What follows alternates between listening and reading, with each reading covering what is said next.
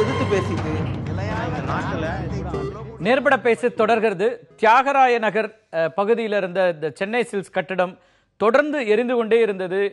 சமீப நாட்கள்ல அல்லது சமீப ஆண்டுகள்ல பார்க்காத ஒரு விதமான ஒரு தீ விபத்தாக இது பெரிய அளவிற்காக நடந்து முடிந்திருக்கிறது. இந்த தீ விபத்தினால் ஒட்டுமொத்த கட்டிடமும் இப்போது இடிக்கப்படக்கூடிய சூழல் இருக்கிறது. நாளை காலை இடிக்கப்படக்கூடிய அந்த சூழல் இருந்தாலும் கூட அதனுடைய எதிர்வினைகளாக பல்வேறு அம்சங்கள் இருக்கின்றன. தியாகராய நகர் பகுதியில் மட்டுமே வரைமுறைப்படுத்தப்படாத கட்டிடங்களாக 2007 கிட்டத்தட்ட 65,000 கட்டிடங்கள் இருந்தன.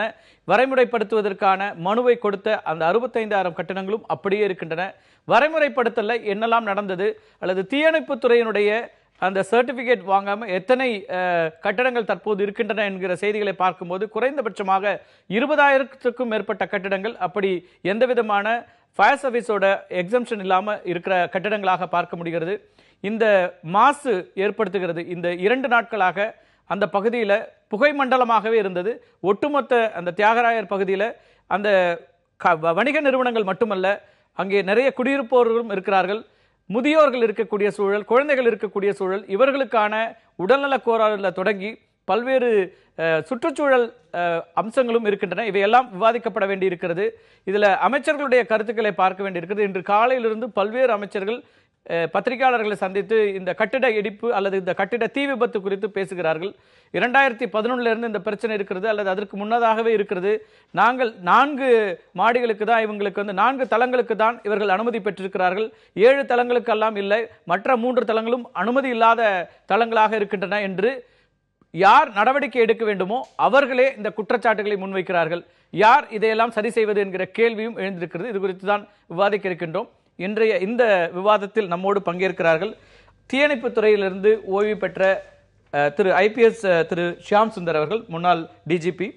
அதே போல பூவுலகின் நண்பர்கள் அமைப்பினுடைய திரு சுந்தரராஜன், கடந்த அமர்விலிருந்து இந்த அமர்வில் நம்மோடு இணைகிறார் திரு VP கலராஜன், அந்த பகுதியினுடைய முன்னாள் சட்டமன்ற உறுப்பினர். அதே போல நம்மோடு இணைகிறார் வேதி பொறியாளரும் நமது தொடர்ந்து நம்மோட சிறப்பு விருந்தினர்கள் ஒருவருமான திரு NS வெங்கட்ராமன், அந்த தியாகராயர் நகர் பகுதியினுடைய குடியிருப்போர் நலச்சங்கத்தினுடைய வழக்கறிஞர் சுகிரித் பார்த்தசாரதி நம்மோடு இணைகிறார். அனைவருக்கும் வணக்கம். திரு சுந்தர், உங்கள்கிட்ட தொடங்கலான்னு பார்க்குறேன். இந்த நிகழ்வுகளில் சுற்றுச்சூழல் சார்ந்த விஷயங்கள்லேருந்து இதெல்லாம் பார்க்குறீங்க நீங்கள்? இல்லை, முக்கியமாக அதில் இருந்த அந்த புடவைகள், துணிமணிகள், புடவை துணிமணிகள் இன்றைக்கி யாருமே 100% காட்டன் யாருமே பயன்படுத்துறது கிடையாது. அங்கே இருந்ததில் கிட்டத்தட்ட அநேகமான ஒரு 70-80% துணிமணிகள் ஒரு பாலிஸ்டரோ ஒரு நைலான் சம்மந்தப்பட்ட துணிகளாக நிச்சயமாக இருந்திருக்கும். ஏன்னா 100% காட்டன் யாரும் யூஸ் பண்ணுறதில்ல. ஸோ அது இருக்கிறதுலே மக்கி போகாத ஒரு விஷயம்னா அது பாலிஸ்டர் தான். அது எந்த ஃபார்ம்லையும் மக்கி போகாது. நீங்கள் ரீசைக்கிள் தான் பண்ண முடியும். அப்போ இன்றைக்கி இவ்வளோ பெரிய தீ விபத்து ஏற்பட்டு அங்கே இருந்து அத்தனை கிட்டத்தட்ட 80 கோடி ரூபாய் மதிப்புள்ள துணிகள் சொல்கிறாங்க.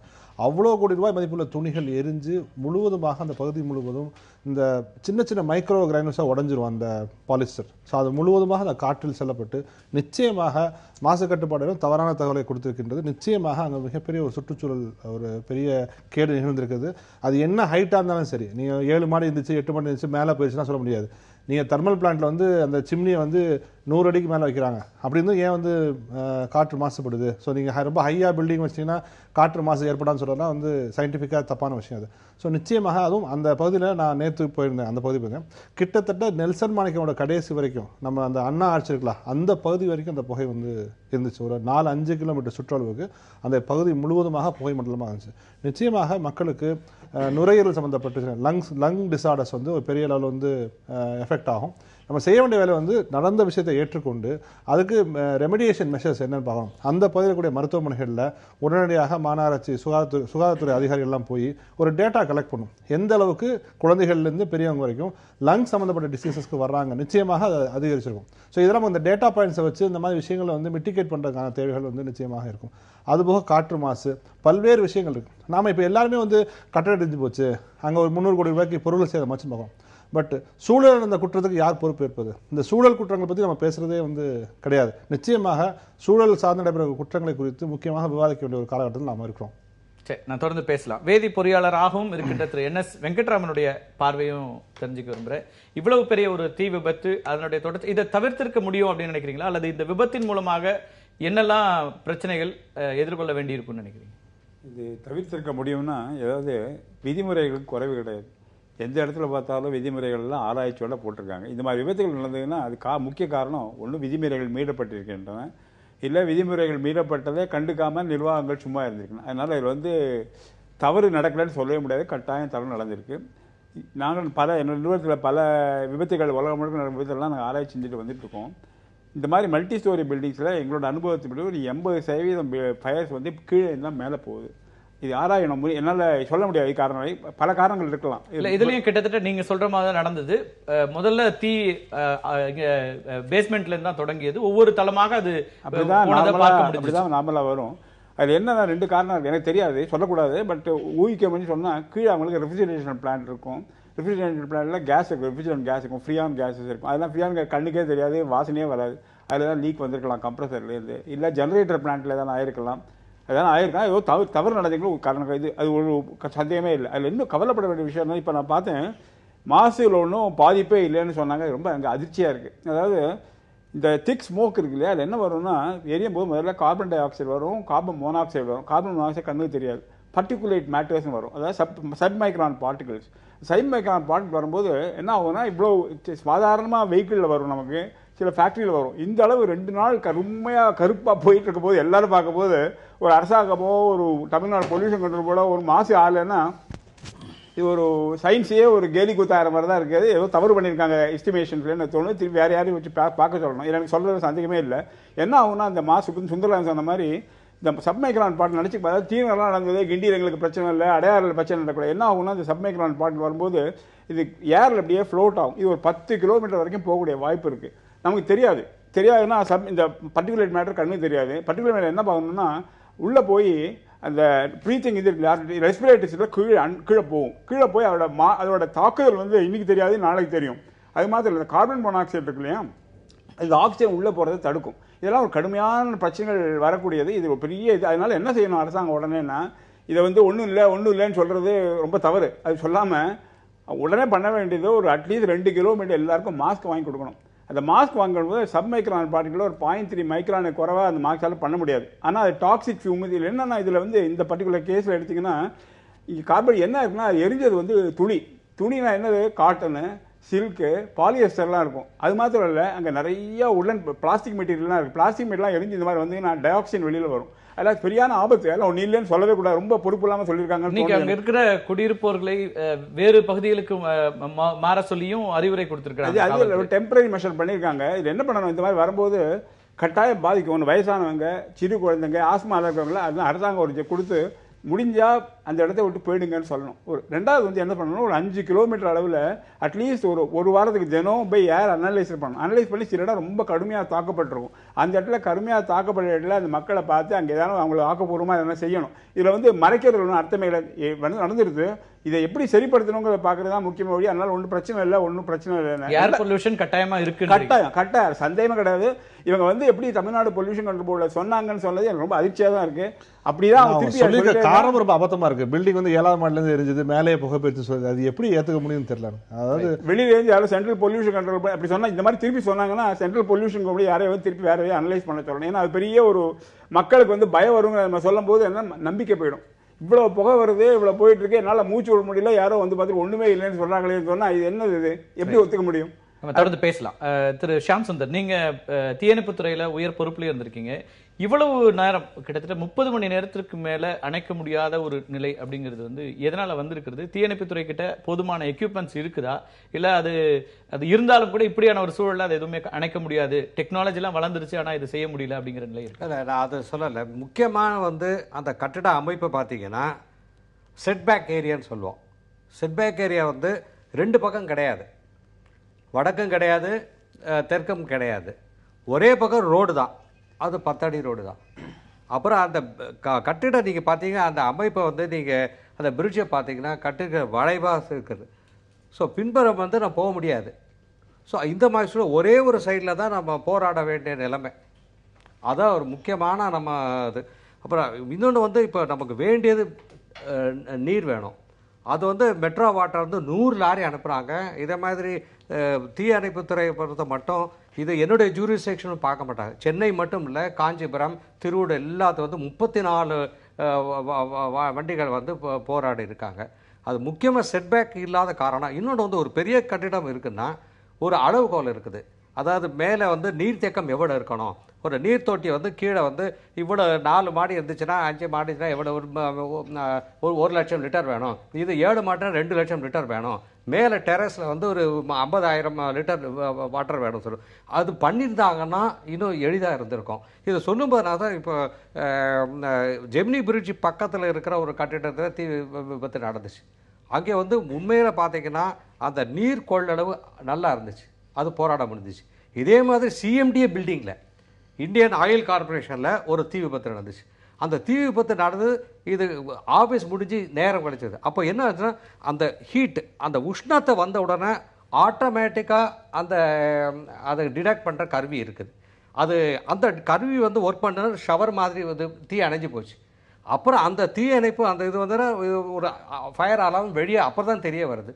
ஸோ இந்த மாதிரி உபகரணங்கள் நல்லா இருக்குது. இது எதுவுமே பயன்படுத்தாமல் நீங்கள் வந்து கட்டடத்துக்கு வந்து நீங்கள் உரிமமும் வாங்காமல், தீயணைப்புத்துறை உரிமை வாங்காமல் எல்லாத்தையும் மீறி இன்னைக்கு ஹைட்ராலிக் கிரெயின் போன்ற விஷயங்களை பயன்படுத்த முடியாத ஒரு சூழலை தான் அந்த பகுதியில் கொண்டு போக முடியாமல் ஒரு நிலை இருந்துச்சு. அதான் சார், நான் தான் செட்பேக் ஏரியா இருந்துச்சுன்னா நம்ம வண்டி வாங்கலாம், தீயணைப்புத்துறை வண்டி கொண்டு போகணும். அதுக்கு தான் முக்கியமாக கேட்குறோம்.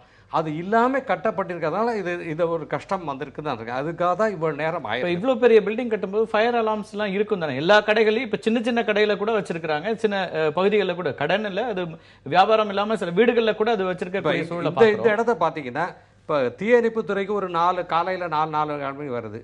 ஆனால் அங்கே இருக்கிற அந்த டிஎஃப்ஓ போய் நான் பேசினேன் அவர்கிட்ட, ஒரு குறைந்தது 3 மணி அளவில் வந்திருக்கோம். அந்த தீயணைப்பு இந்த எதுக்காக அந்த இது வரல அப்படின்னு சொன்னால் இந்த கிளாஸ் பேக்கெட் அது பட்டுட்டு அது முன்னால் ஒரு நல்ல ஒரு சின்னாம்பு இதெல்லாம் வச்சு நம்ம சிமெண்ட் வச்சு கட்டுறதுனால அது அப்படி வென்டிலேஷனும் போக முடியாத நிலைமை. கடைசி அந்த கிளாஸ் உடைஞ்சு வெளியே வர்ற வரைக்கும் அந்த மேலுக்கு 13 ஊழியர்கள் தயாரிக்க அவங்களும் தெரியல. ஸோ இந்த மாதிரி ஒரு காலம் தாழ்த்தி வர்றது காரணமே இது சரியான ஒரு நடவடிக்கை கூட எடுக்கலைன்னு சொல்லு. இது எடுத்து இருந்துச்சுன்னா இந்த நிலைமை கட்டாயமா வந்திருக்காரு. இல்ல அவங்க தரப்புல சொல்றதுலயுமே தீயணைப்புத்துறைக்கு நாங்கள் சொன்ன பிறகு கிட்டத்தட்ட தண்ணீர் இல்ல, நீங்க ஏற்பாடு செய்யுங்கன்னு சொல்லி எல்லாம் கேட்டாங்க. அதனால காலதாமதமாச்சு. ஒருவேளை முன்னெச்சரிக்கையாக எடுத்திருந்தா தரைத்தளத்திலேயே இதை பண்ணிருக்கலாங்கிற மாதிரி ஒரு கருத்தை நான் அதான் சொல்றேன். இந்த 7 மாடி கட்டுறதுக்கு 2 லட்சம் லிட்டர் தண்ணீர் வந்து அவங்க கிரவுண்ட் லெவலையும் மேலே டெரஸில் இருக்குது. ஏன் இல்லை? அவங்க ஒன்றுமே ஃபாலோ பண்ண மாட்டோம், நான் லாபத்தை தான் குறியாக இருப்போம், நான் எல்லா வயலும் பண்ணுவேன், ஆனால் அடுத்தவங்கள மேலே பிளேம் பண்ணுறது இது தவறானது. ஏன்னா இங்கே வந்து ஃபயர் டிபார்ட்மெண்ட் வந்து கிட்ட ஒரு 7 நிமிஷம் 8 நிமிஷத்தை போய் சேர்ந்துருவாங்க. பக்கத்தில் 4-5 இருக்கிற எல்லாம் வந்துடும். 14 வண்டிக்கு எனக்கு தெரிஞ்சு 4:30 மணி ஒரு 4:45 மணி எல்லாம் வந்து சேர்ந்துருக்குது. ஸோ இந்த குற்றம் வந்து தவறான குற்றம் தான் சொல்வேன். இப்படி ஒரு கட்டிடம் கட்டும்போது இதெல்லாம் இருக்கணும்னு ஃபயர் சர்வீஸ்ல அவங்க வந்து ஒரு சர்டிபிகேட் வாங்க வேண்டிய அவசியம் இருக்குல்ல, தேவை இருக்கிறது. நீங்கள் கட்டிடம் வந்து சிஎம்டிஏ அவங்க வந்து லைசன்ஸ் கொடுக்குற முன்னால நம்ம தடையில்லா சான்று ஒன்று என்ஓசி இருந்து கொடுக்க முடியாது, கொடுக்க முடியாது. இங்கே வந்து 4 மாடியும் கட்டிட்டு அதுக்கு மேலே ஏன்னா 15.225 மீட்டர்ஸ் இருக்குது. அது கீழே கட்டினா சிலதெல்லாம் செய்ய தேவையில்லை. அதுக்காக என்ன இது மட்டும் காமிச்சிட்டு அதுக்கு மேலே வந்து யாருமே பெர்மிஷன் வாங்க கட்டுறது இது வந்து நீங்கள் கேட்கல. இந்த பெர்மிஷன் வாங்காமல் இது வந்து கண்ணுக்கு தெரியாமல் போயிருச்சா? நிச்சயம் போகாது. இது வந்து நம்ம வந்து ஒரு வில் பவர் ஒரு ஸ்ட்ராங்கான ஒரு அரசு இருந்து இதே மாதிரி தொழில் இருந்துச்சுன்னா இது நடக்க வாய்ப்பு கிடையாது. இது எத்தனை பேர் 1-2 இல்லை, நீங்கள் சொன்ன மாதிரி 2008 இந்த சரவணா இருக்கும்போது 57,000 ஒரு அப்ளிகேஷன் இல்லாமல் இவங்க இந்த மாதிரி இருக்கிறத நான் கண்டுபிடிச்சி எல்லா தமிழ்நாடு ஃபுல்லாக நம்ம கண்டுபிடிச்சோம். ஸோ இந்த அளவுக்கு ஒரு இங்கிதம் இல்லாமல், அதாவது இதில் வரைமுறைப்படுத்துகிறோன்னதுல என்ன வரைமுறைப்படுத்தினாங்க? அப்படி அந்த அப்ளிகேஷன்ஸ் வாங்கினாங்க ரெகுலரைஸ் பண்ணுறதுல அந்த கட்டிடங்களை என்ன வகையில் அது ரெகுலரைஸ் பண்ணி நீங்கள் சொல்ல இந்த ரெகுலரைசேஷன் வார்த்தையே தவறு. ஒரு சட்டம் ஏற்றாங்க, சட்டமன்றம் பண்ணுறாங்க. அது நான் என்ன சொல்கிறேன், ஒரு வலுவான ஊழலற்ற அரசு ஒரு முதலமைச்சரோ ஒரு அரசு இருந்துச்சுன்னா இது வில் பவர் இருந்துச்சுன்னா இந்த தவறுகளாம் நடக்காது. அரசு ஊழியர் அவன் வேலை பார்ப்பான். கட்டிடம் கட்டுறவன் சரி நீ 4 மேடை கட்டிங்க, அந்த இடத்துல ஆக்குபை பண்ண முடியாது. ஏன் சார் சட்டம் பண்ண முடியாது? இது இல்லாத காரணத்தால் தான். அது மட்டும் நீங்கள் சொல்கிற மாதிரி 1999 வந்து 113 இந்த டவுன் பிளானிங் ஆக்டை வந்து 1 வருஷத்துக்கு இதை மாதிரி வரைமுறைப்படுத்துறதுக்கு இந்த பணத்தை கொடுத்தா நான் பண்ணிடலாம்னு சொன்னாங்க. இது சுப்ரீம் கோர்ட் உச்ச நீதிமன்றம் போய் அவங்க என்ன ஒரு ஆண்டுக்கு மட்டும் தான் கொடுத்தாங்க. ஆனால் ஒவ்வொரு ஆண்டு 4 ஆண்டு தொடர்ச்சி இது வந்து இதே சட்டத்தை மீறி கட்டுறதுக்கு அரசாங்கமே கொடுத்துச்சு. இது என்ன ஆச்சு? அப்படின்னா வரைமுறைப்படுத்துவது என்பது அரசாங்கத்திற்கு கூடுதலாக பணத்தை செலுத்திட்டு நீங்க கட்டிக்கலாம் அப்படிங்கிறதா? அதாவது நீங்க வரவு மட்டும் கிடையாது, கிம்பளம் அதிகம். அது அந்த தான் இது தவறான நம்ம வருவாய் வரும் சொல்ற ஒரு காரணத்துக்கு இன்னும் ஓட் பேங்க் அந்த மாதிரி சொல்ல அப்படி விட்டு கொடுக்கறது அவங்களே டைல். இது வந்து சுப்ரீம் கோர்ட் ஸ்டே ஆர்டர் இதெல்லாம் நீதிமன்றத்தை தப்பு. ஏன் அங்கே வந்து அரசாங்க வக்கீல் இருக்கார்ல, ஏன் வாதாடலை? சரியா வாதாடலை? சரி, அதுக்கு மேலே இருந்தால் அவர் அப்பீல் போகலாம் இல்லையா? அது இல்லாமல் அதை எல்லாம் சேர்த்து நீங்கள் பண்ணுங்க நான் போட்டு சொல்கிறது. நிச்சயமாக அரசாங்கம் வந்து ஒரு வலுவான அரசை நம்ம பண்ணணும்னா இது இந்த இந்த நிகழ்ச்சி இல்லாமல் தடுத்திருக்கலாம். நிச்சயமா ரொம்ப முக்கியமான கருத்துக்களை முன் வச்சிருக்கீங்க. அது குறித்து நான் திரு கலைராஜன் உங்கள்கிட்ட கேட்க வேண்டியிருக்கிறது. இடைவெளிக்கு முன்னாடி ஒரு முக்கியமாக இந்த கேள்விகளில் பொறுப்பாக இருக்க வேண்டிய இந்த கடமையை செய்ய வேண்டிய அரசுகள் என்ன செய்தன? மாற்றி மாற்றி வந்து நீதிமன்ற உத்தரவு இருக்கிறது அல்லது நீதிமன்றத்தில் ஸ்டே இருக்குன்னு சொல்லிட்டு அதை காண்பித்தே ஒதுங்கி இருப்பதுங்கிறது அதிகாரத்தில் வரவங்களுடைய அது சரியான அணுகுமுறையா இருக்க முடியுமா? இன்னைக்கு வந்து திரும்பவும் 4 மாடிக்கு தான் அனுமதி இருக்கிறது, 4 மீதி இருக்கிற 3 தளங்களுக்கு இல்லை அப்படின்னு அமைச்சர்கள் சொல்வது என்பது சரியா இருக்க முடியுமா அப்படிங்கிற கேள்வி இருக்கிறது. தொடர்ந்து பேசலாம் ஒரு சிறிய இடைவேளைக்கு பிறகு.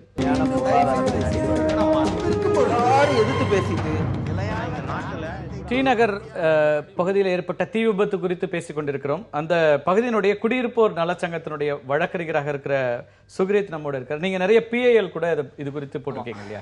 என்னெல்லாம் உங்களுடைய வழக்குகளுடைய நிலை என்னவா இருக்குது? அந்த PILனால ஏதாவது நடந்திருக்காங்க? கொஞ்ச நாளா போராட்டம் பண்ணிட்டு இருக்கோம். ஒரு 4-5 மனு இன்னும் பெண்டிங்கா இருக்கு கோர்ட்லயே.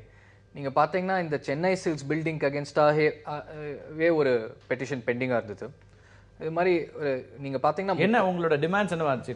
டிமாண்ட்ஸ் வந்து இந்த மாதிரி லாக் பண்ணணும், சீல் பண்ணணும் பில்டிங்கை, இல்லைன்னா இடிச்சு கட்டணும். ஏன்னா வந்து நீங்க பாத்தீங்கன்னா பிளானிங் பெர்மிஷன் வாங்குறது வந்து ஒரு 4 ஃப்ளோருக்கோ 5 ஃப்ளோருக்கோ, கட்டுறது வந்து 7 floor 8 floor. Fire safety regulation நீங்க இந்த நேஷனல் பில்டிங் கோட் ஒன்று இருக்கு, அது தவிர Tamil Nadu town and country planning act அடியில் CMDAவோட ரெகுலேஷன்ஸ் இருக்கு. இது எல்லாமே வயலேஷன் தான். நீங்க பாத்தீங்கன்னா வயலேஷன் ஆஃப்டர் வயலேஷன். ஸோ நீங்கள் பார்த்தீங்கன்னா நாங்கள் என்ன பெட்டிஷனில் சொல்லியிருக்கோம்னா, இந்த ஃபயர் சேஃப்டி வந்து இப்போ நீங்கள் செட்பேக் ஏரியான்னு சார் சொன்னார், ஒரு மினிமம் செட்பேக் ஏரியா மெயின்டைன் பண்ணணும். அது எந்த பில்டிங்கும் முக்காவாசி பில்டிங் டி நகரில் மெயின்டைன் பண்ணலை. பேசிக் அது தவிர நிறைய பேசிக் ரிக்குவயர்மெண்ட்ஸ் இருக்குது. இந்த மாதிரி ஸ்ப்ரிங்க்லர் இருக்கணும், எக்ஸ்டிங்விஷர் வைக்கணும், அது எல்லாமே ஒன்றுமே மெயின்டைன் பண்ணல. நீங்கள் பார்த்தீங்கன்னா ஹைகோர்ட்லேயே உயர்நீதிமன்றத்திலேயே அந்த ஃபயர் சர்வீசஸ் டிபார்ட்மெண்ட் ரிப்போர்ட்லாம் போட்டிருக்காங்க. அந்த ரிப்போர்ட்லேயே சொல்லியிருக்காங்க இந்த மாதிரி முக்காவாசி பில்டிங்க்கு இந்த மாதிரி ஃபயர் சேஃப்டி ரெகுலேஷன்ஸ் ஃபாலோ பண்ணலன்னு. ஸோ அதுக்கப்புறம் ஒரு ஆர்டர் வந்து இன்ட்ரிம் ஆர்டர் மாதிரி வந்து கோர்ட்லேருந்து இந்த மாதிரி நீங்கள் அட்லீஸ்ட் ஒரு போர்டு போடணும் இந்த மாதிரி. ஏன்னா எல்லாம் ஷாப்பிங் ஏரியா, நிறைய ஒரு நாளுக்கு ஆயிரக்கணக்கில் ஷாப்பர்ஸ்லாம் லட்சக்கணக்கில் வராங்க. ஸோ அதனால ஷாப்பர்ஸ்க்குலாம் தெரியணும் இந்த மாதிரி இந்த பில்டிங்ல ஃபயர் சேஃப்டி இல்லைன்னு. இது வந்து 5 மணிக்கு காலையில் நடந்தது ஃபயர், இதே ஒரு சாயங்காலம் 6 மணிக்கு நடந்ததுன்னா என்ன ஆயிருக்கும்? ஸோ அதுதான் நம்ம யோசிக்கணும். அண்ட் ஒரு தரமும் நம்ம லெசன்ஸ் ஒன்றும் கற்றுக்கிறதே இல்லை. ஏன்னா 2006 ஒரு ஃபயர் நடந்தது. நீங்கள் லாஸ்ட் 2 வருஷமே எடுத்துட்டீங்கன்னா முதல்ல அந்த ஃப்ளட் வந்து, அதுக்கப்புறம் இந்த சைக்ளோன் வருதா வந்து. ஸோ இந்த பில்டிங் ரெகுலேஷன்ஸ் வயலேஷன் வந்து நம்ம இன்னும் கொஞ்சம் சீரியஸாக இஷ்யூ எடுத்துட்டே ஆகணும். நீங்கள் ஒரு நிமிஷம் சட்டம் என்ன சொல்றதுன்னு பார்த்தீங்கன்னா, 1998 அந்த செக்ஷன் 113A அமெண்ட் பண்ணாங்க தமிழ்நாடு கவர்மெண்ட். அது வந்து அந்த கன்சியூமர் ஆக்ஷன் குரூப்ன்றது அந்த NGO வந்து சேலஞ்ச் பண்ணாங்க சுப்ரீம் கோர்ட்டில். சுப்ரீம் கோர்ட்டில் சார் சொன்ன மாதிரி அவங்க சொன்னாங்க இந்த மாதிரி இது 1 டைம் மெஷராக தான் இருக்கணும். அதையும் மீறி திரும்பி அமெண்ட் பண்ணாங்க 113A. அந்த அமெண்ட்மெண்ட்ல என்ன சொன்னாங்கன்னா, நீங்க 99க்கு முன்னாடி இருக்கிற பில்டிங்ஸை வந்து நாங்கள் ஆகஸ்ட் 2000 வரைக்கும் எக்ஸ்டெண்ட் பண்றோம்னாங்க. இது வந்து திரும்பி கன்சியூமர் ஆக்ஷன் குரூப் ஹைகோர்ட்ல சேலஞ்ச் பண்ணாங்க. அப்போ வந்து 2006 தலைமை நீதிபதி ஜஸ்டிஸ் AP ஷா இருந்தார். அவர் ஒரு ஜட்மெண்ட் கொடுத்தார், இந்த லாவை வந்து இது ஸ்ட்ரைக் டவுன் பண்ணிட்டார். இந்த மாதிரி February 99க்கு முன்னாடி கட்டின பில்டிங் தான் ரெகுலரைஸ் பண்ண முடியும், அதுக்கப்புறம் பண்ண முடியாது. ஏன்னா சுப்ரீம் கோர்ட் வந்து 1 டைம் மெஷராக தான் பண்ணணும்னு சொல்லியிருக்காங்க. பட் அதையும் மீறி 2007லேருந்து ரிப்பீட்டடாக ஒரு ஆர்டினன்ஸ் மாதிரி கொண்டு வந்தாங்க. இந்த நாங்கள் இன்னும் 1 வருஷத்துக்கு எக்ஸ்டெண்ட் பண்ணுறோம், இன்னும் 1 வருஷத்துக்கு எக்ஸ்டெண்ட் பண்ணுறோம். கடைசியில் 2013 இந்த 113C கொண்டு வந்தாங்க. இதில் வந்து நீங்கள் எல்லா பில்டிங்கும் 2007க்கு முன்னாடி கட்டின பில்டிங் எல்லாம் ரெகுலரைஸ் பண்ணலாம்னு சொல்லிட்டாங்க. இது திரும்பி ஹைகோர்ட்ல சேலஞ்ச் பண்ணாங்க. ஹைகோர்ட் வந்து ஒவ்வொரு முறையும் எதையெல்லாம் சரி பண்ணணுமோ சரி பண்ண வேண்டிய இடத்துல இருக்கிற அத்தாரிட்டிஸே போயிட்டு அதை இன்னும் எப்படி மீறலாங்கிறதுக்கான சட்ட ரீதியான ஒரு எக்ஸ்டெண்ட் பண்றாங்க. அதுவும் நீங்க பாத்தீங்கன்னா அப்படியே ரெகுலரைசேஷன் பண்ணலான்னு சொன்னா கூட அந்த ரூல்ஸ் படி இந்த பில்டிங்லாம் என்னவா இருந்தாலும் ரெகுலரைஸ் பண்ண முடியாது. ஏன்னா உங்களுக்கு பில்டிங் வந்து ஒரு அட்லீஸ்ட் ஏதாவது கொஞ்சம் மினிமம் ஃபயர் சேஃப்டி இருந்தால் தான் ரெகுலரைஸே பண்ண முடியும். செட் பேக்கே இல்லைன்னா எப்படி ரெகுலரைஸ் பண்ண முடியும்? ஸோ அதனால எங்களோட நீங்க அசோசியேஷனோட டிமாண்ட் என்னன்னு பார்த்தீங்கன்னா, இந்த இருக்கிற எல்லா பில்டிங்கும் என்னெல்லாம் பில்டிங் வயலேஷன்ல இருக்கோ அதுக்கு அகேன்ஸ்டா இமீடியட்டா ஏதான ஆக்ஷன் எடுத்தானோ, லாக் அண்ட் சீலோ போட்டானோ, இல்லைன்னா நீங்க எப்படி கம்ப்ளீஷன் சர்டிஃபிகேட் இஷ்யூ பண்ணாங்க அந்த கேள்வியும் கேட்டானோ இல்லையா? ஏன்னா இப்போ 5 ஃப்ளோருக்கு பெர்மிஷன் வாங்கி 7 ஃப்ளோர் கட்டினாங்கன்னா அது அதிகாரிகள் அகேன்ஸ்டாவும் கேள்வி கேட்டானோ. நீங்க 2006 அந்த மெட்ராஸ் ஹைகோர்ட் வழக்கு பார்த்தீங்கன்னா அதுபடி எந்த அதிகாரி வந்து கம்ப்ளீஷன் சர்டிஃபிகேட் கொடுத்தாங்களோ அவங்களையும் ரெஸ்பான்சிபிள் ஆகணும்ன்றது எழுதியிருக்கு. ஸோ அந்த ஏபி ஷாவோட ஜட்மெண்ட்ல அதுவும் இருக்கு. அதிகாரிகள் மீதும் வழக்கு பதிவு பண்ண முடியும், அல்லது இந்த துறை ரீதியான நடவடிக்கைகளோ மற்ற விஷயங்களோ. அதுக்கு ஒரே ஒரு என்ன ரிக்வெஸ்ட்னா, இப்ப இந்த மொமெண்ட்ல நம்ம இன்னும் கொஞ்சம் சீரியஸா எடுத்துக்கணும் இஷ்யூவை. ஏன்னா இந்த தரமும் விட்டோம்னா திரும்பி ஃபயர் வராதுன்றது சொல்ல முடியாது. ஏன்னா ஒரு நார்ம் கூட ஃபாலோ பண்ணல. நீங்க பாத்தீங்கன்னா அந்த உஸ்மான் ரோட்ல ஃபயர் என்ஜினால கூட உள்ள வர முடியாது. ஏன்னா அவர் சார் சொன்ன மாதிரி 10 அடி தான் ரோடு, அதுல ஃப்ளைஓவர் வேற இருக்கு. ஸோ ஃப்ளைஓவர்னால 5 அடி தான். அந்த 5 அடியில ஃபயர் என்ஜின் போய் எப்ப ஃபயர் இது பண்ண முடியாது. அதே மாதிரி இப்போ உங்களுக்கு ஏதாவது ஒரு ஹெல்த் இஷ்யூ இருந்ததுன்னு வச்சுக்கோங்களேன், ஆம்புலன்ஸால கூட உள்ள வர முடியாது. ஸோ அந்த ஏரியாவே ரிக்வயர்ஸ் கொஞ்சம் ஏதாவது இமீடியட்டா ஒரு அட்டென்ஷன். இத்தனையும் கேட்டிருப்பீங்க, நீங்க அந்த பகுதியினுடைய சட்டமன்ற உறுப்பினராகவும் இருந்திருக்கீங்க, அதனால அந்த பகுதியை முழுமையா தெரிஞ்சிருக்கும்.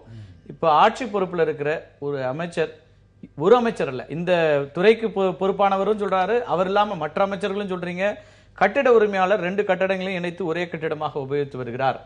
இதுல இருந்து தொடங்கி கிட்டத்தட்ட ஒரு 60-70 பாயிண்ட் சொல்றீங்க. இதெல்லாம் நடந்திருக்கிறதுன்னு, முழுமையா இதெல்லாம் நடந்திருக்குன்னு ஒரு ரிப்போர்ட் ஒண்ணு நீங்க கொடுக்குறீங்க இன்னைக்கு. இதையெல்லாம் தடுக்க வேண்டிய இடத்துல இருக்கிறவர்களே இப்படியெல்லாம் வயலேஷன் நடந்திருக்கிறது அப்படின்னு ஒரு பொது மனிதர் போல அல்லது ஒரு சாமானியர்களை போல கருத்து சொல்றதோட நிறுத்திக்கிறதுங்கிறது ஒரு அரசனுடைய கடமையா? இல்லை, கடமை இல்லை. இது வந்து நீங்கள் சொல்கிற மாதிரி 3-4 அமைச்சர்கள் இருந்தாலும் சம்பந்தப்பட்ட துறை அமைச்சர் வந்து ஹவுசிங் போர்டு மினிஸ்டர், இந்த சிஎம்டிஏ கண்ட்ரோலில் வரவங்க தான் பதில் சொல்லணும். மற்றவங்க வந்து சொல்கிற கருத்தெல்லாம் வந்து அதிகாரி அவரே சொல்லியிருக்கிறார். அவர் என்ன சொல்றாரு, 4 அடுக்குக்கு தான் பர்மிஷன் வாங்கியிருக்காங்க, மற்றதுக்கு இல்லைன்னு சொல்றாரு. அப்ப இவ்வளவு நாட்களாக தெரியலையா அப்படிங்கிற இது வந்து நான் வந்து முதல் முறை 2006 சட்டமன்ற உறுப்பினராக இருக்கிற போது இந்த பிரச்சனை இருந்துச்சு. அப்பையிலேருந்து இந்த பிரச்சனை அதுக்கு முன்னிலேருந்து இருந்துகிட்டு இருக்கு. 2000 பிரச்சனை பார்க்குறப்ப நீங்கள் பார்த்தீங்கன்னா, அப்போ இந்த சரவணா ஸ்டோர்ஸ் இடிச்சு பிரச்சனை ஆகி எரிஞ்சு தீபத்தாயி அதில் 2 பேர் இறந்து போயிட்டாங்க. அப்போ இந்த பிரச்சனையை பெருசு பண்ணி தான் நாங்கள் கொண்டு போனோம், சட்டமன்றத்திலையும் பேசணும். அதற்கு பிறகு என்ன நடந்துச்சு? அதற்கு பிறகு நடவடிக்கை எடுக்கணும்னு சொன்னாங்க. பிரதர் சொன்ன மாதிரி 10 ஆண்டுகள்ல வர்ற ஆட்சிகள் அத்தனையுமே வர்றதும் அதிகாரிகள் நீங்க வந்து எதெல்லாம் வயலேஷனோ அந்த வயலேஷனை நீங்க நியாயப்படுத்துவதற்கு, சட்ட ரீதியாக அதை வந்து சரி செய்வதற்காக உயர்நீதிமன்றத்துக்கு உச்சநீதிமன்றத்துக்கு போறது எப்படி அரசனுடைய வேலையா இருக்க முடியும்? இல்ல, அரசனுடைய வேலை இல்லை. நான் எம்எல்ஏ இருந்தவரையில நான் என்ற 2 மெயினான ப்ராப்ளமா 3 தாங்க இருந்துச்சு. அங்க டிராஃபிக் ப்ராப்ளம் டி நகரை பொறுத்தவரையிலும் அது மக்கள் வேற எதுவும் இது மட்டும் எதிர்பார்க்க மாட்டாங்க. 2வது தீயணைப்பு பிரச்சனை இருந்துச்சு. 3வது வந்து சீட்டாட்ட கிளப் இருந்துச்சு. இது பெரிய ஒளியில் டி நகர்லாம் சீட்டாட்ட கிளப்பு. அதை வந்து நான் சட்டமன்றத்தில் பேசி எல்லாருக்கும் தெரியும். அதை வந்து முதலமைச்சர் அம்மா இருந்தாங்க அப்போ, உடனே மூடினா. அதனால எனக்கு பல எதிர்ப்புகள் வந்துச்சு, பல பேர் செய்யறாங்க, அதையும் செஞ்சேன். இதெல்லாம் நடந்து. அதே மாதிரி தீயணைப்பு நிலையத்துக்கு கூட இடம் பர்மிஷன் கிடையாது. அம்மா பர்மிஷன் கொடுத்துட்டாங்க, இடம் இல்லை டி நகரில் பிடிக்க. ஏன் சட்டமன்ற உறுப்பினர் இடத்தை பாதியை எனக்கு பயன்படுத்திக்கிட்டு பாதியை தீயணைப்பு நிலையம் வச்சு இதெல்லாம் நடந்துச்சு. ஆனா ஒவ்வொரு முறையும் நீங்க வந்து அங்க இருக்கிற வாக்கு வங்கியை, குறிப்பாக வணிகர்களுடைய வாக்குகளை பெறுவதற்காக மட்டுமே அவங்க அல்லது அவர்களை சார்ந்து அங்க இருக்கிறவங்க இதையெல்லாம் வச்சு மட்டுமே, அல்லது வேற ஏதாவது எதிர்பார்ப்புகள் இருந்திருக்கிறது அப்படிங்கிற ஒரு விஷயம் இருக்குல்ல, அப்படி இருக்கலாம். நீங்க வந்து அரசுக்கு நேரடியாக வருகிற வருவாயை விட அரசு பொறுப்புல அதிகாரத்தில் இருக்கிற அமைச்சர்களுக்கோ அல்லது அதிகாரிகளுக்கோ கிடைக்கிற வேறு மற்ற வருவாய் அதிகமா இருக்குங்கிறதுனால இன்னைக்கு எவ்வளவு பெரிய ரிஸ்க். இன்னைக்கு வந்து இது பகல் நேரத்துல நடக்கல, நடந்திருந்தால் என்ன நடந்திருக்கும்? எத்தனை ஆயிரம் பேர் ஒரு கடையில் அந்த நேரத்தில் இருப்பாங்க. இந்த மாதிரியான ஒரு பெரிய கடைகள்ல ஒரு நாளைக்கு போய் வருகிறவர்களுடைய 10,000 பேர் வரைக்கும் போய் வந்துட்டு இருக்கிற ஒரு கடையாக இருக்கிறது. நடந்திருந்தால் என்ன பொறுப்பாக இருந்த போது 2011க்கு பிறகு இந்த சென்னை சில்க்ஸ் மேல நடவடிக்கை எடுக்கப்பட்டது. இது ஒரு தனிப்பட்ட கட்டிடத்தின் மீது மட்டுமல்ல, இது உச்சநீதிமன்றம் வரைக்கும் சென்றது. 2 தளங்கள் இடிக்கப்பட்டு அதுக்கு தடை கோரி எல்லாம் போச்சு. திரும்ப இருக்கிறது என்னன்னா, நீங்க வந்து வரைமுறைப்படுத்துகிறோம் என்ற பெயரால கட்டடத்தில் எந்த விதமான மாற்றத்தையும் செய்யாமல் அதற்கு அனுமதி கொடுப்பது மட்டுமே, அல்லது மேல நீங்க கட்டிக்கலாங்கிற அனுமதியை கொடுக்கும் போது இன்னைக்கு வந்து வாகனங்களை கொண்டு போக முடியலங்க. இழப்பு யாருக்கு? இன்னைக்கு இந்த ஃபயர் சர்வீஸ் வண்டி உள்ள போக முடியல, கிரேன் உள்ள போக முடியல, மொத்தமாக இடிஞ்சு விழுது. இப்ப இதை சுற்றி இருக்கிற குடியிருப்பவர்களுக்கு ஏற்படுகின்ற பிரச்சனைகளை தொடங்கி சுற்றுச்சூழல் வரைக்கும் எல்லா பிரச்சனைகளும் இருக்கு. இதுக்கு எந்த விதத்திலையுமே இன்னைக்கு வந்து இவ்வளவு தூரம் பேசுறோம்ல, உடனடியாக நாங்கள் நடவடிக்கை எடுப்போம், உடனே இதுக்கான இந்த கட்டடத்தை இடிப்போம், இடிக்கிறதுக்கான செலவையும் அவர்களிடத்து பெறுவோம், இதையெல்லாம் சொல்வதற்கு தான் அரசு இருக்கிறதா? இதுக்கு முன்னாடியே இதை சீல் பண்ணிருக்கணும்ல, இதை நிறுத்தி இருக்கணும்ல. இதே போல பல கட்டிடங்கள் இருக்கு சார். நான் சொல்லும்போது இந்த கட்டிடம் மட்டும் சொல்லி பிரயோஜனம் இல்லை. இப்ப நீங்க 20,000 கட்டிடம் இருக்குன்னா இந்த 20,000 கட்டிடம் இம்மீடியட்டா இந்த வரன்முறை யார் யார் மீறி இருக்காங்க அவங்கள வந்து இம்மீடியட்டா அந்த பிசினஸ் பண்ணாம ஒரு அவசர சட்டம் ஏற்றுங்க. அப்பதாங்க சார் அரசாங்கம் இருக்குது ஒரு பயம் வரும். ஒண்ணுமே இல்ல, எப்படி தலைமையில் கமிஷனை போட்டு விசாரித்தார்கள். என்ன தவறு செஞ்சாலும் வரன்முறைப்படுத்தலாம், என்ன பிரச்சனை? அவர்களும் அறிக்கை கொடுத்திருக்கிறார்கள், இதெல்லாம் நடந்திருக்கு. ஆனா நீங்க சொல்ற மாதிரி எடுக்க வேண்டிய நடவடிக்கைகள் சரியாக எடுக்கப்பட்டிருந்தால் இவ்வளவு பெரிய இழப்பு ஏற்பட்டிருக்காது. தலையீடு இருக்கிறது, அதெல்லாம் இல்ல. அதுதான் சொல்றேன், நீதிமன்றத்தினுடைய தலையீடு இருக்குன்னு சொல்லி அதிகாரத்தில் இருக்கிறவங்க அதிகாரிகள் இதையே சொல்லிட்டு இருக்கீங்களே தவிர, இதே நீதிமன்றத்திற்கு நான் உதாரணத்துக்கு உங்களுடைய வழக்குகளுக்கே சொல்றேன், உங்களுடைய தலைவருடைய வழக்குகளுக்கு சிறப்பு வழக்கறிஞர்களை அனுப்பி உச்சநீதிமன்றத்தில் இருக்கிற சிறப்பான வழக்கறிஞர்களை வைத்து வாதிட்டீர்களா இல்லையா? அப்ப இந்த முறைப்படுத்தல் சரியா இருக்கணும், இங்க தவறுகள் நடக்க கூடாதுன்னா இங்க இருக்கிற அரசுகள் அதை செஞ்சிருக்கணுமா வேண்டாமா? இல்ல, இது நான் ஒரு சொல்றேன், இது வந்து ஸ்டே கொடுத்துட்டாங்கன்னு நீங்க நீதிமன்றம் சொல்றது மிக தவறானது. அவங்க என்ன சொல்றாங்க, எல்லாம் முடிஞ்சு கொடுக்கறதுக்கு அரசாங்கம் போய் நம்ம ஒரு சட்டத்தை திருத்தம் கொண்டு வர போறோம் அப்படின்னு ஸ்டே யார் வாங்குறது? அரசாங்கம் வாங்குது.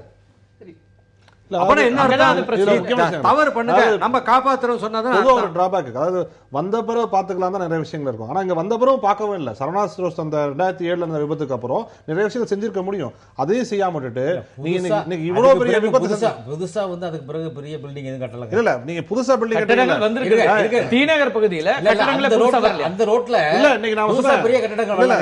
ஆனா மக்கள் வந்து நடைபாதை வியாபாரிகள்னு சொல்லி உட்கார்ந்துகிட்டு அவங்க யாருமே ஓட்டர்ஸ் கிடையாதுங்க, டிநகர் ஓட்டர்ஸ் கிடையாது. கடையில இருக்கிறவங்களும் வாக்குகள் மட்டுமே இல்ல, அதான் பேசிட்டோமே, மற்ற வருவாய் இருக்கிறதுங்கிறதுனாலயே இன்னைக்கு வந்து நீங்க இதெல்லாம் இத்தனை தடையில்லா சான்றிதழோடு ஒரு நிறுவனம் இயங்க முடியும் அப்படிங்கிற நிலை இங்க இருக்கா இல்லையா? இருக்கு. எப்படி இருக்க முடியும் அப்படிங்கிற பெரிய பாதிப்பு இருக்கு. வெள்ளம் வந்த போது பாதிக்கப்பட்டார்கள். இது போல ஒரு திடீர்னு ஒரு ஹாஸ்பிட்டலுக்கு அழைச்சிட்டு போகணும்னா முடியாது, பாதிப்பு இருக்கு. ஸ்டே ஆக்சுவலா இப்ப பாத்தீங்கன்னா ஸ்டேன்ற மாதிரி ஒன்றும் கிடையாது. இப்ப ஹைகோர்ட்டே சொல்லியிருக்காங்க, நீங்க வந்து ரெகுலரைசேஷன் அப்ளிகேஷன்லாம் ஒரு 2 மாதத்துக்குள்ள கன்சிடர் பண்ணி ஆர்டர் பாஸ் பண்ணணும். இவங்க அரசாங்கம் வேணும்னா அந்த ரெகுலரைசேஷன் அப்ளிகேஷனை எடுத்து சீக்கிரமா டிசைட் பண்ணிட்டு அதுக்கப்புறம் லாக் அண்ட் சீல் பண்ணணுமா இல்ல டெமாலிஷ் பண்ணணுமான்றது அந்த மாதிரி ஒரு இது ஆக்ஷன் டெஃபினட்டா எடுக்கலாம். திரு என்எஸ், இதுல ஒரு பொலிட்டிக்கல் வில் இல்ல அப்படிங்கிற மாதிரி பார்க்கலாமா, அல்லது இதுதான் ஒரு வருவாய்க்கான ஒரு இடமாக இருக்கிறது? இது சென்னையில மட்டும் நான் பார்க்கல, பல முக்கியமான நகரங்கள்ல இது போன்ற வணிகம் அதிகமாக நடக்கிற பகுதிகளில், சென்னையிலே வேறு சில பகுதிகளும் கூட, இப்ப வட சென்னையில எல்லாம் பல இடங்கள்லயும் கூட இப்படியான நெருக்கடியான நிலைகள்ல தான் பல கட்டிடங்கள் இருக்கிறது. பல சான்றிதழ்கள் பெறாம தொடர்ந்து இயங்க முடிகிறது. பொலிட்டிக்கல் வில் ரெண்டுமே நீ சொன்னது கரெக்ட். நான் ஒரு உதாரணம் சொல்றேன். திருச்சியில சமயபுரம் மாரியம்மன் கோயிலுக்கு போயிருந்தேன் நான். இப்போ கோயிலுக்கு எப்போ போனாலும் நான் தர்மதர்சனத்தில் தான் போவேன். நான் கோயிலுக்குள்ள கூட்டம் நின்றுட்டு இருக்கேன். நான் 1.5 மணி நேரம் அங்கே இருந்தேன். இப்போ எங்களோட ஒரு பெரியவர் இருந்தார் பக்கத்தில். அவர் கேட்டார், சார் திடீர்னு ஒரு நெருப்பு வந்தால் நமக்கெல்லாம் என்ன சார் ஆகும் அப்படின்னார். நீங்கள் கோவிலில் இருக்க அப்படி பேசுகிறீங்களேன்னு. இல்லை, எனக்கு சந்தேகம் வந்து உங்கள்கிட்ட கேட்டேன் சார்னார். ஒன்றும் வழியே கிடையாதுன்னு. உடனே என்ன பண்ணேன், இங்கே உடனே முதலமைச்சர் கடிதம் செய்யும் இந்த லெட்டர் போட்டேன். இந்த மாதிரி வந்திருக்கு, நான் அங்கே இருந்தேன், அங்கே பார்த்தேன், நான் ஒரு கெமிக்கல் இன்ஜினியர், அதை பார்த்தோன்னா பயமாக இருந்தது எனக்கு. அங்கே எந்த விதமான இதுவும் கிடையாது, பதிலே வரல. 3 மாதத்துக்கு அப்புறம் தேவஸ்வம் போர்ட்லேயே வந்தது, நாங்கள் இது கவனிக்கிறோம்னு வந்தது. அப்படியே இருந்தது. அப்புறம் 4 மாதம் வேற ஒருத்தர் சமயபுரம் கோயிலுக்கு போனார். இதை பார்த்துட்டு வாங்கன்னு. சார் நீங்கள் போன இல்லைன்னு திக்குன்னு அடிச்சிருந்தது, 1.5 மணி நேரம் நான் என்ன ஒன்றுமே செய்யலைன்னு. இந்த பொலிட்டிக்கல் வில் இல்லைன்னு சொல்றீங்க இல்லையா, உண்மை. அதாவது அரசாங்கத்துக்கு வந்து பொதுமக்களோ ஒரு இது மாதிரி கவலை எடுத்து தெரிவிச்சா அது உடனே பார்க்க வேண்டிய அந்த முந்தையெல்லாம் செஞ்சிருந்தாங்க. அண்ணாமலை யூனிவர்சிட்டி நான் படிக்கும்போது அறிஞர் அண்ணா தான் முதலமைச்சராக இருந்தார். அப்போ இந்திய எதிர்ப்பு பற்றி மாணவர்கள் ஒரு போராட்டம் நடத்தினாங்க. மாணவர் செய்ய தவறுன்னு நான் கடிதம் எழுதினேன். மறுநாள் வந்து மெட்ராஸில் ஃபோன் வந்து அண்ணா அதோட சீஃப் ஸ்டேட்மெண்ட்லேயே அமைச்சார், அசம்பிளியில் சொன்னார். அந்த மாதிரி ரெஸ்பான்சிவ்னஸ் வேணும், அது இல்லை. பொலிட்டிக்கல் வில் இல்லைன்னு நீங்கள் சொன்னது முழுவதும் உண்மை. இப்போ இந்த தீயணைப்பு விஷயங்களை பொறுத்த வரைக்கும் 21,000 கட்டடங்கள் இப்போதைக்கு வந்து இருப்பதாக தெரிகிறது. இந்த 15 மீட்டர் உயரத்திற்கு மேல இருக்கிறதாக இருக்கிற புள்ளி விவரங்கள். அதுல வந்து தீயணைப்பு துறையுடைய பாதுகாப்பு விதிமுறைகளை தடையில்லா சான்றிதழை பெற்றிருக்கிறது அப்படிங்கிறது ஒரு 1000 கட்டடம் தான் இருக்கும்ன்றாங்க. இது இல்லாமலே இயங்க முடிகிறதா, அல்லது இந்த தடையில்லா சான்றிதழ் பெறுவதில் ஏதாவது சிக்கல்கள் இருக்கா? ஏன் வந்து உங்கள்கிட்ட வாங்க மாட்டேங்க? அது முக்கியமாக சிஎம்டியை வந்து அவங்க பெர்மிஷன் கொடுக்குற முன்னால் ஃபயர் டிபார்ட்மெண்ட் உடைய என்ஓசி ஒரு கட்டிடம் 6 மணி நேரம் நம்ம வந்து நோ அப்ஜெக்ஷன் சர்டிஃபிகேட் கொடுத்துட்றோம். கட்டிடம் கட்டி முடித்த பிறகு திரும்ப ஆய்வு செய்து ஃபயர் லைசன்ஸ் கொடுக்குறோம். ஸோ சிஎம்டியை வந்து அது இல்லாமல் கொடுக்கக்கூடாது. இது சொல்லும்போது ஒரு சின்ன விஷயத்த சொல்லி ஆகணும். இப்போ அரசாங்கம் வந்து ஒரு புதிய தலைமைச் செயலகம் உண்டாக்கி சட்டசபை பண்ணாங்க. அப்போ நான் ஃபயர் டைரக்டராக இருந்தேன். ஒரு பெர்மிஷன் கேட்கல.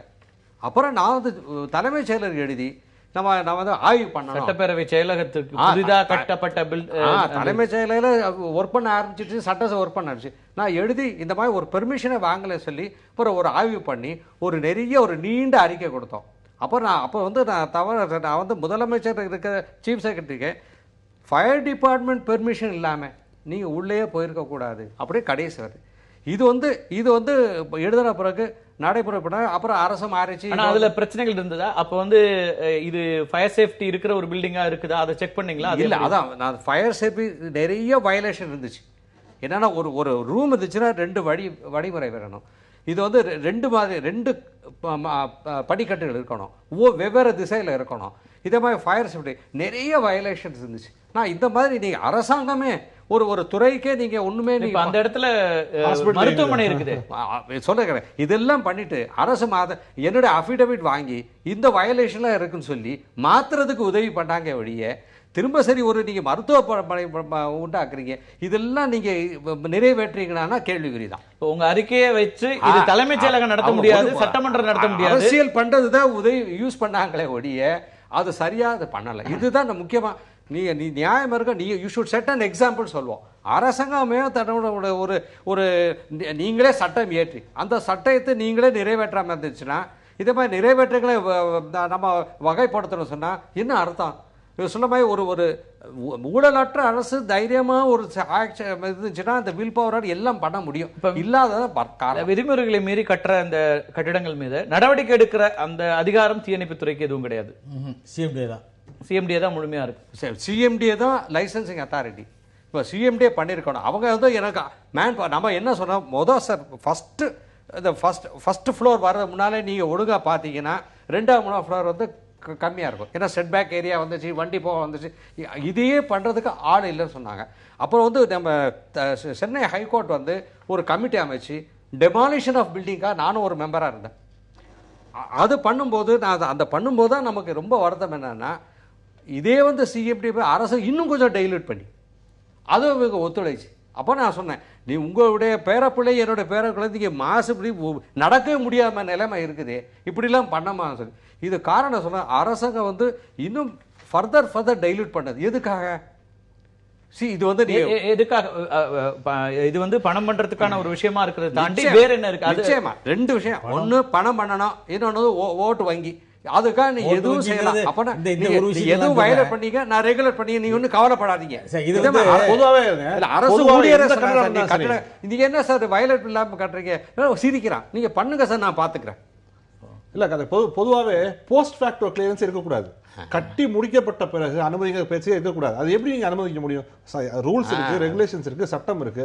அதுபடி நீங்க பெர்மிஷன் வாங்கி கட்டுறவங்க மட்டும்தான் நீங்க அனுமதிக்க முடியும். போஸ்ட் ஃபேக்டோ கிளியரன்ஸே தப்பு. இன்னைக்கு நடக்கிறது போஸ்ட் ஃபேக்டோ கிளியரன்ஸ் தான். இங்க மட்டும் இல்ல, வரைமுறைப்படுத்துறோம்னு சொல்றது எல்லாமே அதாவது இல்லீகல் பில்டிங் லீகலைஸ் பண்ணி தராங்க, அவ்வளவுதான். இங்க மட்டும் இல்ல, இன்னைக்கு ஈஷால என்ன நடந்துருக்கு அதுதான். பல லட்சம் ஸ்கொயர் ஃபீட் இடத்த கட்டிட்டு இப்ப போய் கிளியரன்ஸ் வாங்கிட்டு இருக்காங்க டிடிசிபி இருந்து. ஒரே நேரத்தில் 20,000 பில்டிங் இடிக்க முடியுமா? நீங்க யோசிச்சு பாருங்க. 20,000 பில்டிங் யார் பர்மிஷன் கொடுத்தது? யார் அப்படி அதை செய்ய விட்டது? எல்லாமே கட்டிட்டாங்க. அது எப்படி அனுமதிச்சாங்க? இங்க ஒரு சாமானியர் ஒரு வீட்டை ஒரு குறைந்தபட்சம் நீங்க 900 ஸ்கொயர் ஃபீட் இருக்கிற ஒரு பிளாட்டை இப்படிதான் கட்டணும், அதுக்கான இவ்வளவு விதிமுறைகள் இருக்கிறது. தனியா ஒரு சின்னதா ஒரு அரை கிரவுண்ட்ல ஒரு இடம் கட்டினா அது மீறப்பட்டதுன்னா அவன் எவ்வளவு விஷயங்களை சந்திக்க வேண்டியிருக்கிறது. ஆனால் இங்க நீங்க வந்து 7 மாடி 15 மாடி 20 மாடி கட்டினாலும் ஒரு உதாரணம் 900 ஸ்கொயர் ஃபீட்ல கட்டின வீடு தான் எரிஞ்சு போய் இப்ப அந்த ஜெய்பல் நடவடிக்கை. இப்ப என்ன ரோடு கட்டிங் இருக்கு பாருங்க, அதுக்கெல்லாம் கலெக்டர்கள் காசு வாங்கிட்டு 1500 ரூபாய் லஞ்சம் பெற்ற விஓஓ கைது. இது நடக்கும். அதுக்கு பிறகு 500 ரூபாய் தலையாரி கைது. இல்ல லஞ்சம் பெற்ற நடக்கும். வேற எந்த காரணமும் கிடையாது. என்ன நடக்குது? அதான் பிரச்சனை. ஓட்டு வங்கி எல்லாம் ஒண்ணும் கிடையாதுங்க. இவங்க போய் நோண்டி அதிகாரிகள் அங்க இருக்கிற சில நண்பர்கள் இவங்க பண்றது அரசியல்வாதிகள் தானே இதெல்லாம் முழுமையா first முதல்ல பண்றது. அதிகாரிகள் மட்டும் அரசியல்வாதி நீங்க என்ன சொல்றீங்க? நான் 10 வருஷம் இருந்திருக்கேன், ஒரு சின்ன பைசா வாங்கல. நான் இப்ப பொறுப்புல இல்ல, உங்க கட்சி ஆட்சி பொறுப்புல இருக்கிறதுனால கேள்வி எல்லாம் உங்களுக்கு நான் என்ன சொல்றேன், இது அதிகாரிகள் செய்யற பணம் வாங்கிக்கிட்டு யாருக்கு பங்கு கொடுக்குறாங்க? வெறுமனே அதிகாரிகளோட இதனால ஓட்டு பாதிக்கும். நீங்க அதான் ஒண்ணு விஷயம், ஓட்டு பாதிக்குது.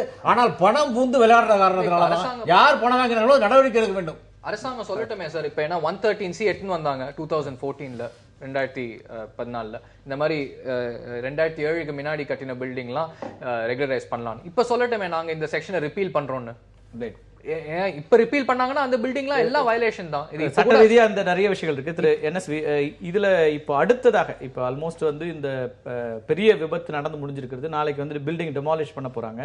சுற்றுச்சூழல் விஷயங்கள்ல இன்னும் எதுலெல்லாம் நம்ம கவனமா இவங்க இருக்க வேண்டியிருக்கிறது, நம்ம மக்களுக்கான விஷயங்களா என்ன சொல்ல வேண்டியது? அதாவது முதல்ல வந்து வெடிகா 4 மணிக்கு ஆக்சிடென்ட் நடந்தது. போலீஸ் காவல்துறைக்கு 4:45 வரைக்கும் ஒருத்தருமே தெரிவிக்கலைன்னு சொன்னாங்க. அதுவே எனக்கு ஒரு அதிர்ச்சியா இருந்தது. இவ்வளோ பெரிய பில்டிங்கில் இருக்கும்போது அங்கே ஒரு ஸ்மோக் ஃபயர் அலாமல் இருக்கும். அமெரிக்காலாம் எப்படின்னா, யூஎஸ்ல போய் வீட்டில் உட்காந்துருக்கீங்க, நான் தூங்கிட்டு இருக்கீங்கன்னா திடீர்னு போலீஸ்காரன் வந்து தலை தட்டுவான். எங்கேயோ ஒரு ஸ்மோக் வந்ததுன்னா அவன் போலீஸ் ஸ்டேஷனுக்கு பெல் அடிக்கும். இதெல்லாம் சாதாரணமாக செய்யலாம், இது உடனே செய்யணும். அதாவது இது மாதிரி இந்த ஒரு விபத்து நடந்தது, இன்னும் பல இதே மாதிரி பல கட்டிடங்கள் இருக்கு. எல்லாருக்கும் ஒரு ஸ்மோக் ஃபயர் அலாரம் வைக்க சொல்லிட்டு அந்த ஸ்மோக் அலாரம் போலீஸ் ஸ்டேஷனுக்கும் ஃபயர் ஸ்டேஷனுக்கும் முதல்ல கனெக்ட் பண்ணணும். அது முதல்ல நாளைக்கே செய்ய வேண்டியது முக்கியமான காரணம். ரெண்டாவது இவங்க செய்ய வேண்டியது இப்போ என்னன்னா, இந்த கடைகள்லாம் இருக்கு இல்லையா, ஒரே சமயத்தில் 1000-2000 பேர் இருக்காங்க. நிறைய அமெரிக்காவில் சிங்கப்பூரில் நிறைய நிறுவனங்கள் வந்து லிமிட் பண்ணுவாங்க எவ்வளோ பேர் போகிறாங்கன்னுட்டு. ஏன்னா உள்ளே போயிருக்காங்க, எல்லாம் ஒரு எமிஷன்ஸு ஹெல்த் கிடையாது, ஒன்றும் கிடையாது, அந்த மாதிரி பிரச்சனை.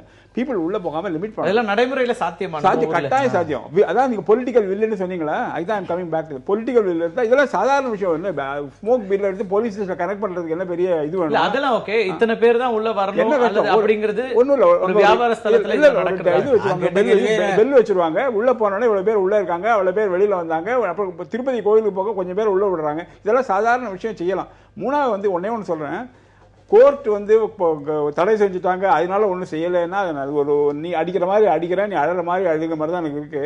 அதே மாதிரி இது CMDA பண்ணனால கோர்ட் தடை, பொல்யூஷன் கண்ட்ரோல் போர்டு இருக்கு, ஹெல்த் அத்தாரிட்டி இருக்கு, ஃபயர் சர்வீஸ் இருக்கு, யாருன்னா போய் தடுத்து நிறுத்திருக்கலாம். இது வந்து ஒரு தவிர்க்க வேண்டிய ஒரு இதுக்கு நியாயமே கிடையாது. இனிமே செய்யாம இருக்கிறதுக்கு வந்து அதுக்கு ஏதாவது ஒரு அதிகாரிகள் என்ன. ரெண்டாவது என்ன பிரச்சனை, இந்த மாதிரி பெரிய பிரச்சனை வரும்போது எல்லாரும் நம்ம பேசுவோம், ஒரு அதிகாரி ஒருத்தருமே சவர் பண்ண மாட்டாங்க, மக்கள் தான் சவர் பண்ணுவாங்க, மந்திரி சவர் பண்ணாங்க. யார் அதிகாரி செஞ்சாங்கன்னு சொல்லி உடனே சஸ்பெண்ட் பண்ணணும். அதுக்கு துணிவு இருக்கான்னு பார்க்கணும். அது செஞ்சாதான் அரசாங்கத்துக்கு பொலிட்டிக்கல் இல்லை நான் ஒத்துப்பேன். இல்ல இது வந்து சார் மெயின் ரோட்ல மட்டும் இல்ல, சர்வீஸ் ரோட்லயே அங்க போக முடியாது. டி நகர்ல இது டி நகர் மட்டுமே நான் பொறுத்து பல முக்கியமான நகரங்கள்ல பல இடத்துல இந்த பிரச்சனை. ஒரே கேள்வி, 20,000 கோடி சாத்தியமா? 20,000 பில்டிங் இடிக்கிறதுக்கு ஒரே நேரத்துல என்னோட சாத்தியமாங்கிற கேள்வி எனக்கு. 20,000 பில்டிங் இடிக்கலனாலும் அதுல எதெல்லாம் முறைப்படுத்தப்பட வேண்டியது வரைமுறை செய்கிறோம், அதை வந்து முறைப்படுத்துகிறோங்கிற பேர்ல இல்லீகலா லீகல் ஆக்குறது சரியாங்கிற கேள்வி இருக்குல்ல. இந்த நேரத்துல நம்ம வந்து கட்டாயமா ஒரு வில் பவர் ஸ்ட்ராங்கா இல்லாட்டா பிரயோஜனம் என்ன போயிடும். இந்த 20,000 கட்டிட்டோம்னா எது நம்ம பண்ணியிருக்கோம் அது வந்து நான் என்ன சொல்றேன், நீங்க 4 மாடி கட்டிருக்கீங்களா, பிசினஸ் ஸ்டாப் பண்ணுங்க சார், ஒரு தடவை பண்ணுங்க. பொதுமக்கள் எல்லாரும் சப்போர்ட் பண்றாங்க, இந்த எல்லா அசோசியேஷன் சப்போர்ட் பண்றாங்க. அப்போ என்ன ஆகும், அரசாங்கம் பொதுமக்கள் நிறைய பேர் இந்த மாதிரி சப்போர்ட் பண்றாங்க, நீ ஒரு தடவை ஒரு சான்ஸ் பண்ணி பாருங்க. கட்டாயமா பொதுமக்களோட சப்போர்ட் பண்ணாங்க. இது ஒரு வந்து இதுதான் ஒரு சான்ஸ், இதை வந்து நம்ம கைவிடக்கூடாது. சார் சொன்னாரு, அதாவது 20 கட்டணம் முடிக்க முடியுமான்னு. உண்மை இல்லை, இடிக்க முடியாது. அது 2,000 20,000 கட்டணத்தில் முடிக்க முடியாது. ஆனால் வந்து அந்த கட்டணம் கட்டுறதுக்கு ஒரு பயம் வரணும். அப்போதான் அதுக்கு என்ன பண்ணலாம், அதில் உடனே என்ன செய்ய வேண்டியது, அந்த ஓனர்ஷிப் ரைட்டை இது பண்ணி அந்த பில்டிங்ஸ் எல்லாம் ஆக்ஷன் போட்டு யார் கொடுக்குறாங்களோ கொடுக்கணும். அந்த மாதிரி ஒரு பயம் வந்து இன்னைக்கு என்ன சொல்ல மாதிரி அதான் பிரச்சனை. இன்னைக்கு உள்ள பயம் என்ன பிரச்சனை, என்ன வேணா பண்ணி யாருக்கா என்ன பணத்தை கொடுத்தா சரியா பண்ணிட்டு போயிடலான்ட்டு அது போய் பனிஷ் பண்ணணும். அதுக்கு ஒரே வழி தான், கட்டடத்தை அடிக்க சொல்லலை நான், கட்டடத்தில் நீங்க என்ன செய்யணுமோ சரி பண்ணுங்க, சேஃப்டி எல்லாம் கூட்டுங்கன்னு சொல்லிட்டு அந்த ஓனர்ஷிப்பை பிளாக் பண்ணிட்டு கேன்சல் பண்ணிட்டு ஆக்ஷன். நான் ஒரே விஷயம் சொல்ல விரும்புறேன், ஒரு சாதாரண தீ விபத்தை கையாள்வதற்கு அரசாங்கத்துக்கு 35 மணி நேரம் ஆயிருக்கு. சரியா, ஒரு அணு உலை விபத்து தான் இருந்துச்சுன்னா அரசாங்கம் என்ன செய்ய போறது பெரிய அச்சமா தான் இருக்கு. இந்த அரசாங்கத்தை நம்பி எப்படி மேலும் அணு உலையில கொண்டு வந்து கூடங்குளத்திலையும் கல்பாக்கத்திலையும் ஆரம்பிக்க போறாங்க எங்களுக்கு தெரியல. தென்னிந்தியாவும் தமிழ்நாடும் மிகப்பெரிய ஒரு ஆபத்துக்கு உண்டாகும் விஷயத்துல அடுத்தடுத்த யூனிட் சைன் பண்ணிருக்காங்க. அதெல்லாம் எப்படி அவருடைய கருத்தை அவர் வெளியிட்டாரு. இருந்தாலும் அதாவது இந்த என்னை பொறுத்த நான் பார்த்து அனுபவித்த இதுல சொல்றேன், சென்னை டி நகரில் இருக்கிற மக்கள் வந்து இந்த சாலை இந்த மக்களால் வருகிற மக்களால் மிகவும் கொடுமையாக பாதிக்கப்பட்டிருக்கிறார்கள். அதுக்கு நடவடிக்கை எடுக்க வேண்டியது அரசுடைய கட்டாய அவசியம். அதை சொல்லக்கூடிய இடத்துல நீங்க இருக்கீங்க. அவசியம் சென்று பேசுங்க. நான் பேசுவேன். அந்த இனிஷியேஷன் எடுங்க. அந்த மக்களுக்கு நிச்சயமாக உதவி செய்ய வேண்டும். நான் கடமைப்பட்டிருக்கிறேன். ரொம்ப சுருக்கமா நீங்க பாத்தீங்கன்னா இந்த கடையெல்லாம் ஷாப்ஸ் அண்ட் எஸ்டாப்ளிஷ்மெண்ட்ஸ் ஆக்ட்னு இந்த சட்டம் இருக்கு. ஸோ அந்த சட்டத்தில் எப்படி லைசன்ஸ் கொடுக்குறாங்கன்றதையும் கேட்கணும். அந்த சட்டப்படி நீ ஃபயர் சேஃப்டி நார்ம்ஸ் இல்லைன்னா லைசன்ஸ் கொடுக்கக்கூடாது. அதுக்கும் அரசாங்கம் எதான ஒரு வழி பண்ணாங்கன்னா நல்லா இருக்கும். இது ஒரு தனிப்பட்ட ஒரு கட்டடத்தினுடைய தீ விபத்தாக மட்டுமே இதை பார்க்க முடியாது. ஒட்டுமொத்தமாக சிஸ்டத்துல ஒரு பெரிய அளவுக்கு மாற்றம் தேவைப்படக்கூடிய சூழல் இருக்கிறது. இது பெரிய உயிர் பலிகள் எதுவும் இல்லாத அதிர்ஷ்டவசமாக இந்த ஒரு தீ விபத்துன்னு கூட சொல்லலாம். ஏன்னா அப்படியான ஒரு நிலையில இருந்த ஒரு கட்டிடம் அது அந்த அளவில் இருந்ததுங்கிறதுனாலே அதை விட்டுட்டு போயிட முடியாது. அடுத்த வாரத்தில் வேறொரு செய்தி பெரிதாக வரும். அதோட தொடர்ந்து பின்தொடர்வதுன்னு இல்லாமல் பொறுப்பில் இருக்கின்ற அதிகாரிகளும் ரொம்ப குறிப்பாக அரசாங்கத்தினுடைய கடமை என்பது ரொம்ப அதிகமாக இருக்கு. ஆனால் அந்த ஒரு பொலிட்டிக்கல் வில் இருக்கக்கூடிய ஒரு அரசாக தொடர்ந்து இருக்கிறார்களா அல்லது இல்லீகல் பில்டிங்ஸை நம்ம லீகலைஸ் பண்ணுற ஒரு சூழல் தான் தொடரப் போகிறதா அப்படிங்கிறது தான் மிகப்பெரிய கேள்வியாக இருக்கிறது. மீண்டும் ஒரு நிகழ்ச்சியில் சந்திக்கலாம் நண்பர்களே. நன்றி, வணக்கம்.